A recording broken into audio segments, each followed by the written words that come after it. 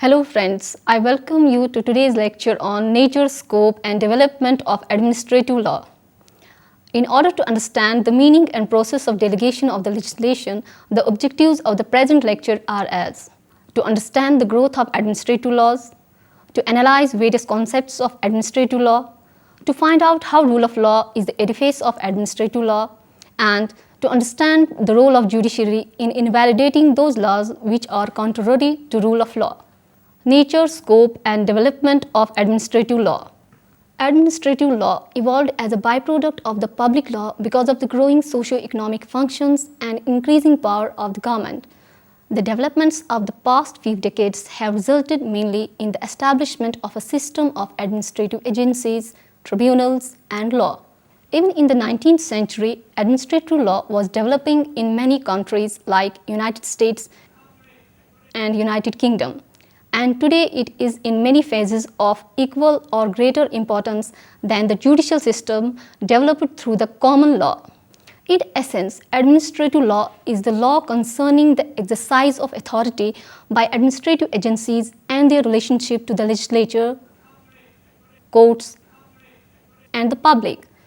Understanding of administrative law requires an appreciation of the need for administrative agencies to assume a legislative role when implementing broad policy directives from the legislature, an understanding of the constitutional, statutory, and judicial constraints on this role. Reasons for growth of administrative law. Administrative law seems to have developed from a combination of forces. As observed by Aristotle, the first of all causes and principal one is necessity. Demands for spatial regulation were made when striking abuses appeared with the Industrial Revolution. A practical need for control developed. The legal system which could assert this control had not kept pace with the rapidly changing structure of society and was not readily adapted to the complex situation which was presented to it for adjustment. The development of administrative law is an inevitable necessity of the modern times. A study of administrative law acquaints us with those rules according to which the administration is to be carried on. Administrative law has been characterized as the most outstanding legal development of the 20th century. The rapid growth of administrative law in modern times is the direct result of the growth of administrative powers. The ruling gospel of the 19th century was laissez-faire, which manifested itself in the theories of individualism, individual enterprise, and self-help. The philosophy envisages minimum government control, maximum free enterprise, and contractual freedom. It was era of free enterprise, but laissez-faire doctrine resulted in human misery. It came to be realized that the bargaining position of every person was not equal, and uncontrolled contractual freedom led to the exploitation of weaker sections by the stronger, for example, of the labor by the management in industries. On the one hand, slums, unhealthy and dangerous conditions of work, child labor, widespread poverty and exploitation of masses, but on the other hand, concentration of wealth in a few hands became the order of the day. The state started to act in the interests of social justice, and it assumed a positive role. In the course of time, out of dogma of collectivism emerged the concept of social welfare state, which lays emphasis on the role of state as a vehicle of socio-economic regeneration and welfare of people. Definition of administrative law. Austin has defined administrative law as administrative law is the law which determines the ends and modes to which the sovereign power shall be exercised. In his view, the sovereign power shall be exercised either directly by the monarch or directly by the subordinate political superiors to whom portions of those are delegated or committed in trust. Jennings has defined administrative law as administrative law is the law relating to the administration. It determines the organization, powers, and duties of administrative authorities. Dicey in 19th century defines it as firstly, portion of a nation's legal system which determines the legal statutes and liabilities of all state officials. Secondly, defines the rights and liabilities of private individuals in their dealings with public officials. Thirdly, specifies the procedure by which those rights and liabilities are enforced. K.C. Davis has defined administrative law as: administrative law is the law concerning the powers and procedures of administrative agencies, including especially the law governing judicial review of administrative action. In the view of Friedman, administrative law includes the legislative powers of the administration, both at common law and under a vast mass of statutes. The administrative powers of the administration, the judicial and quasi-judicial powers of the administration, all of them statutory, the legal liability of public authorities, the powers of the ordinary courts to supervise the administrative authorities. The Indian Institution of Law has defined administrative law in the following words: administrative law deals with the structure, powers, and functions of organs of administration, the method and procedures followed by them in exercising their powers and functions, the method by which they are controlled, and the remedies which are available to a person against them when his rights are infringed by their operation. Rule of law. The term rule of law is derived from French phrase law principe de légalité, which means the principle of legality. It refers to a government based on principle of law and not of man. Edward Coke is said to be the originator of this concept. Dicey's concept of rule of law contains three principles. Number one, absence of discretionary power in the hands of government officials. Number second, person should not be punished except for the breach of law. And number third, the rights must flow from the custom and traditions of people. The modern concept of rule of law is fairly wide. This concept was developed by International Commission of Jurists. This concept implies that the function of government in the society should be so exercised as to create conditions in which dignity of man as an individual is upheld. The courts in India have established rule of law. The public administration has effectively implemented rule of law. Today, the administrative process has grown so much that we are not governed but administered. In the case of ADM Jabalpur versus Shivkant Shukla, an attempt was made to challenge the administrative order during emergency on the ground that it violates the principle of rule of law. Though the contention did not succeed, but this case made it clear that the rule of law can be used as a legal concept. In Keshwananda Bharati versus State of Kerala, the rule of law was considered as the basic structure of Indian Constitution.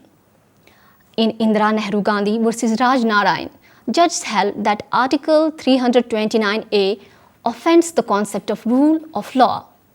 The court in the case of Somraj versus State of Haryana observed that the absence of arbitrary power is the first postulate of rule of law. Thus, the secondary meaning of rule of law is that the government should be conducted within a framework of recognized rules and principles which restrict discretionary powers. Another conceptual understanding of rule of law is the independence of the judiciary and the supremacy of courts. Although complete absence of discretionary powers or absence of inequality are not possible in the administrative age, yet the concept of rule of law has been developed and is prevalent in common law countries such as India. The rule of law has provided a sort of touchstone to judge and test the administrative law prevailing in the country at a given time. Rule of law traditionally denotes the absence of arbitrary powers, and hence one can denounce the increase of arbitrary or discretionary powers of the administration and advocate controlling it through procedures and other means. Rule of law, for that matter, is also associated with supremacy of courts. Therefore, in the ultimate analysis, courts should have the power to control the administrative action, and any overt diminution of that power is to be criticized. The principle implicit in the rule of law that the executive must act under the law and not by its own fate is still a cardinal principle of the common law system, which is being followed by India. Dicey's theory of rule of law has been adopted and incorporated in the Indian Constitution. The three arms, legislature, executive, and judiciary, work in accordance with each other. Rule of law also implies a certain procedure of law to be followed. Anything out of the purview of the relevant law can be termed as ultra vires. In Secretary State of Karnataka and others versus Umadevi, a constitutional bench of this court has laid down the law in the following terms. Thus, it is clear that adherence to the rule of equality in public employment is a basic feature of our Constitution, and since the rule of law is the core of our Constitution, a court would certainly be not disabled from passing an order upholding a violation of Article 14 or in ordering the overlooking of the need to comply with the requirements of Article 14 read with Article 16 of the Constitution. In another case, Chief Settlement Commissioner Punjab versus Om Prakash, it was observed by the Supreme Court that in our constitutional system, the central and most characteristic feature is the concept of rule of law, which means in the present context, the authority of law courts to test all administrative action by the standard of legality. The administrative or executive action that does not meet the standard will be set aside if the aggrieved person brings the matter into notice. It is indeed unthinkable that in a democracy governed by the rule of law, the executive government or any officers should possess arbitrary power over the interests of the individual. Every action of the executive government must be informed with reason and should be free from arbitrariness. That is the very essence of the rule of law and its bare minimum requirement. Yet another case is of Yusuf Khan versus Manohar Joshi, in which the Supreme Court laid down the proposition that it is the duty of the state to preserve and protect the law and the Constitution, and that it cannot permit any violent act which may negate the rule of law. Hence, it is quite evident that the concept of rule of law is gaining importance and attention, and judicial efforts are made to make it more strong. Separation of powers. The doctrine of separation of powers deals with the mutual relations among the three organs of the government, namely legislature, executive, and judiciary. Montesquieu said that if the executive and the legislature are the same person or body of person, there would be a danger of the legislature enacting oppressive laws which the executive will administer to attain its own ends. For laws to be enforced by the same body that enacts them result in arbitrary rule and makes the judge a legislator rather than an interpreter of law. If one person or body of persons could exercise both the executive and judicial powers in the same matter, there would be arbitrary powers, which would amount to complete tyranny if the legislative powers would be added to the power of that person. The value of the doctrine lies in the fact that it seeks to preserve human liberty by avoiding the concentration of powers in one person or body of persons. The different organs of government should thus be prevented from encroaching on the province of the other organ. In United Kingdom, the famous English jurist Blackstone supported the doctrine of Montesquieu. According to him, wherever the right of making and enforcing the law is vested in the same man or in the same body of men, there can be no liberty. During the 17th century in England, Parliament exercised legislative powers. The king exercised executive powers and the courts exercised judicial powers. But with the emergence of cabinet system of government, that is parliamentary form of government, the doctrine remains no good. The renowned constitutional Bagehot observed, "The cabinet is a hyphen which joins, buckle which fastens the legislative part of the state to the executive part of the state." According to Wade and Phillips, the doctrine of separation of powers implies the same person should not form more than one organ of the government. One organ of the government should not exercise the functions of other organs of the government. One organ of the government should not encroach with the function of the other two organs of the government. Now the question in subject is whether this doctrine finds a place in England. In England, the king being the executive head is also an integral part of the legislature. His ministers are also members of one or other houses of parliament. This concept goes against the idea that same person should not form part of more than one organ of the government. Donoughmore Committee has aptly remarked, in the British Constitution, there is no such thing as the absolute separation of legislative, executive and judicial powers. Federal Constitution of the United States of America does not expressly provide for the principle of separation of powers.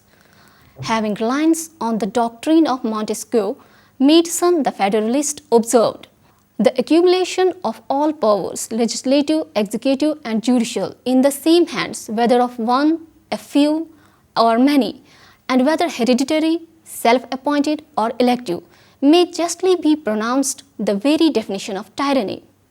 Now we have to see what is the real position in India regarding the separation of powers. President, being the executive head, is also empowered to exercise legislative powers. In his legislative capacity, he may promulgate ordinances in order to meet the situation, as Article 123 Clause 1 says. If at any time, except when both houses of parliament are in session, President is satisfied that circumstances exist which render it necessary for him to take immediate action, he may promulgate such ordinance as the circumstances appear to him to require. When proclamation of emergency has been declared by the President due to failure of constitutional machinery, the President has been given legislative power under Article 357 of our Constitution to make any law in order to meet the situation. A power has also been conferred on the President of India under Article 372 and 372A to adapt any law in the country by making such adaptations and modifications, whether by way of repeal or amendment, as may be necessary or expedient for the purpose, or bring the provisions of such law into accord with the provisions of the Constitution. The President of India also exercises judicial function. Article 103, Clause 1 of the Constitution is notable in this connection. According to this article, if any question arises as to whether a member or either House of Parliament has become subject to disqualification mentioned in Clause 1 of Article 102, the question shall be referred for decision of the President, and his decision shall be final. Article 50 lays emphasis to separate judiciary from executive. But in practice we find that the executive also exercises the power of judiciary as in the appointment of judges. The legislature, that is either House of Parliament, also exercises judicial function in removal of President in the prescribed manner. Judiciary also exercises legislative power. High courts and Supreme Court are empowered to make certain rules legislative in character.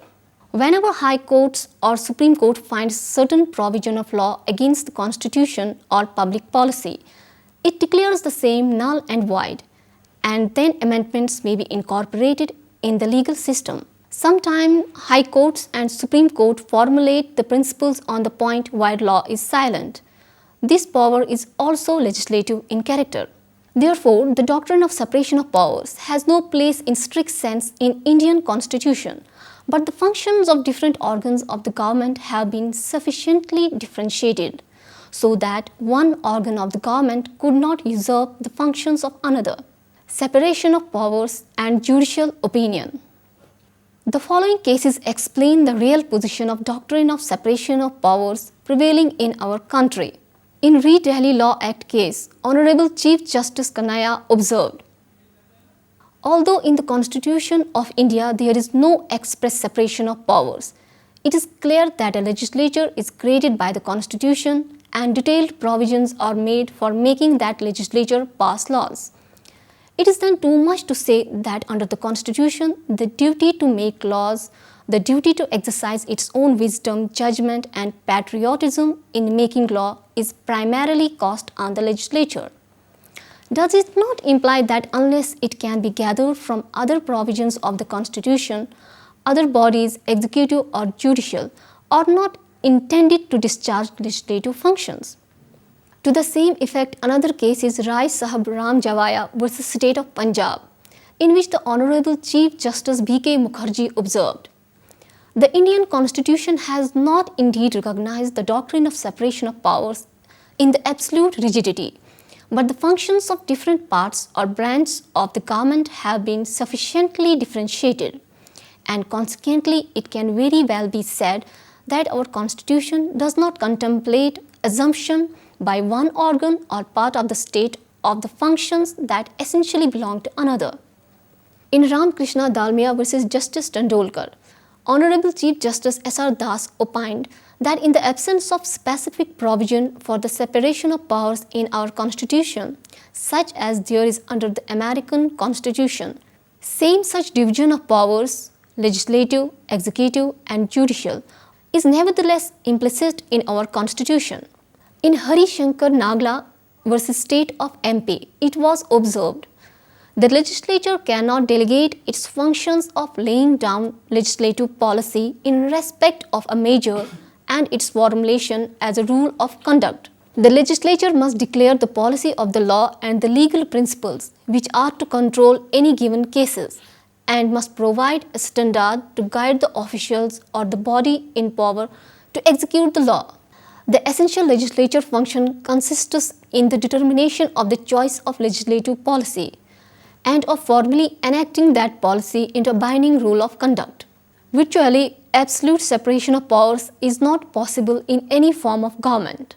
In view of the variety of situations, the legislature cannot foresee or anticipate all the circumstances to which a legislative measure should be extended and applied. Therefore, legislature is empowered to delegate some of its functions to administrative authority. In Asif Hamid versus State of Jammu and Kashmir, Supreme Court observed, I quote, although the doctrine of separation of powers has not been recognized under the Constitution in its absolute rigidity, but the Constitution makers have meticulously defined the functions of various organs of the state. Legislature, executive, and judiciary have to function within their own spheres, demarcated under the Constitution. No organ can usurp the functions assigned to another. The Constitution trusts to the judgment of these organs to function and exercise their discretion by strictly following the procedure prescribed therein. The functioning of democracy depends upon the strength and independence of each of its organs. While concluding, it may be pointed out that the functions of a modern state, unlike the police states of old, are not confined to mere collection of taxes or maintenance of laws and protection of the realm from external or internal enemies. A modern state is certainly expected to engage in all activities necessary for the promotion of the social and economic welfare of the community. With the widening of the horizons of judicial activism, criticism emanated from a few % of the people that the judiciary is overstepping its bounds and taking over government functions. But this is not a justifiable thought. But the truth is that Supreme Court and High Courts act as watchdogs to keep executive and legislature within the bounds of law. With these words, I conclude today's lecture. Hope you have understood fully. Thank you.